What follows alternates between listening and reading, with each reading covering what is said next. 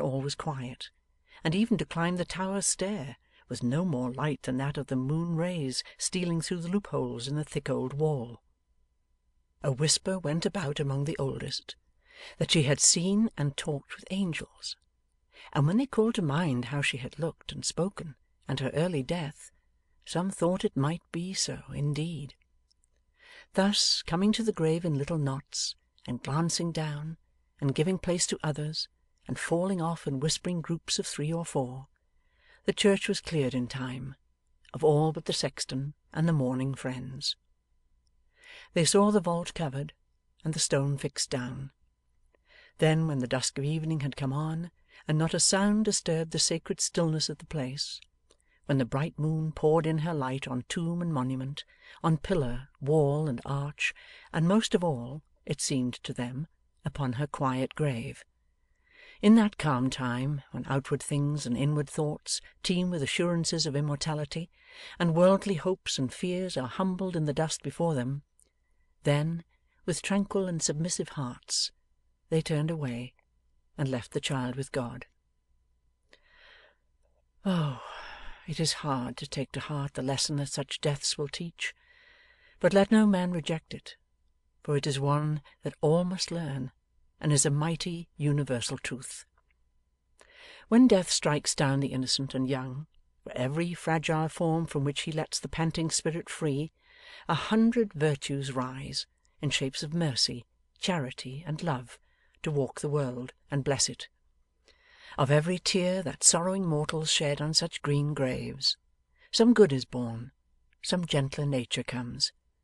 In the destroyer's steps there spring up bright creations that defy his power, and his dark path becomes a way of light to heaven. It was late when the old man came home. The boy had led him to his own dwelling, under some pretence, on their way back, and, rendered drowsy by his long ramble and late want of rest, he had sunk into a deep sleep by the fireside. He was perfectly exhausted, and they were careful not to rouse him. The slumber held him a long time, and when he at length awoke, the moon was shining. The younger brother, uneasy at his protracted absence, was watching at the door for his coming, when he appeared in the pathway with his little guide. He advanced to meet them, and tenderly obliging the old man to lean upon his arm, conducted him with slow and trembling steps towards the house. He repaired to her chamber straight.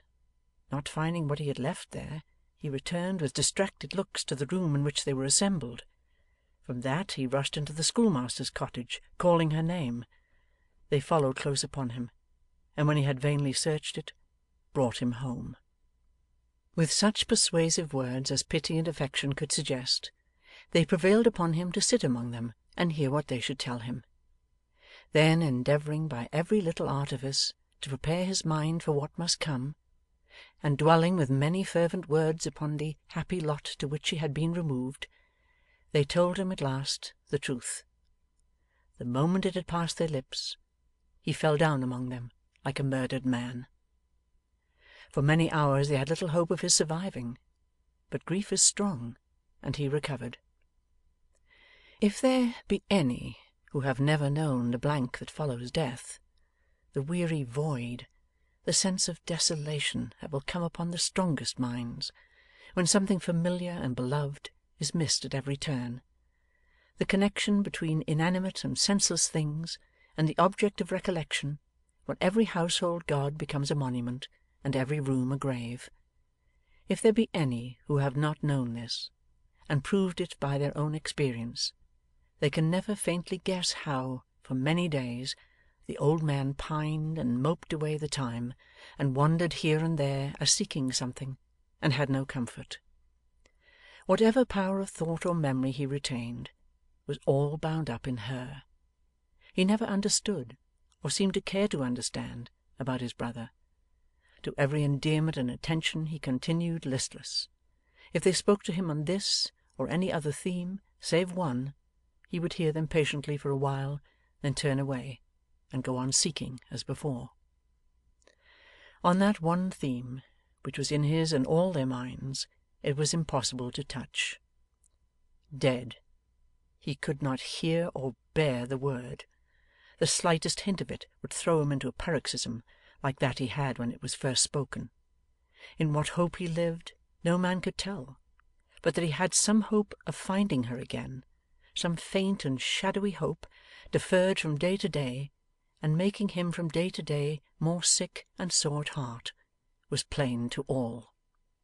They bethought them of a removal from the scene of this last sorrow, of trying whether change of place would rouse or cheer him. His brother sought the advice of those who were accounted skilful in such matters, and they came and saw him. Some of the number stayed upon the spot, conversed with him when he would converse, and watched him as he wandered up and down, alone and silent. Move him where they might, they said, he would ever seek to get back there. His mind would run upon that spot. If they confined him closely, and kept a strict guard upon him, they might hold him prisoner, but if he could by any means escape, he would surely wander back to that place, or die upon the road. The boy, to whom he had submitted at first, had no longer any influence with him. At times he would suffer the child to walk by his side, or would even take such notice of his presence as giving him his hand, or would stop to kiss his cheek or pat him on the head. At other times he would entreat him, not unkindly, to be gone, and would not brook him near.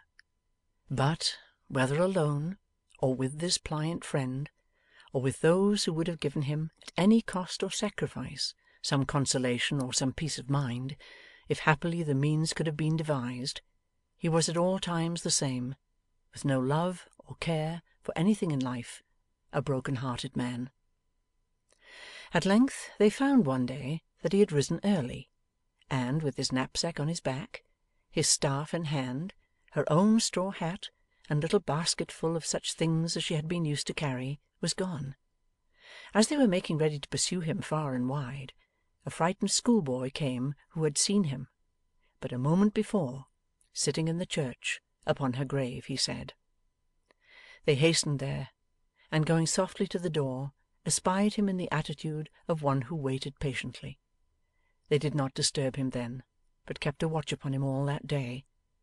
When it grew quite dark, he rose and returned home, and went to bed, murmuring to himself, "She will come to-morrow." Upon the morrow he was there again, from sunrise until night, and still at night he laid him down to rest, and murmured, "She will come to-morrow." And thenceforth, every day, and all day long, he waited at her grave for her. How many pictures of new journeys over pleasant country, of resting places under the free broad sky, of rambles in the fields and woods and paths not often trodden, how many tones of that one well-remembered voice, how many glimpses of the form, the fluttering dress, the hair that waved so gaily in the wind, how many visions of what had been, and what he hoped was yet to be, rose up before him in the old dull silent church. He never told them what he thought, or where he went.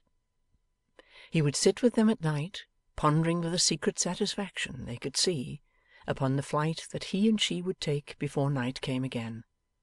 And still they would hear him whisper in his prayers, "Lord, let her come to-morrow." The last time was on a genial day in spring. He did not return at the usual hour, and they went to seek him. He was lying dead upon the stone. They laid him by the side of her whom he had loved so well, and, in the church where they had often prayed and mused and lingered hand in hand, the child and the old man slept together. End of chapter 72.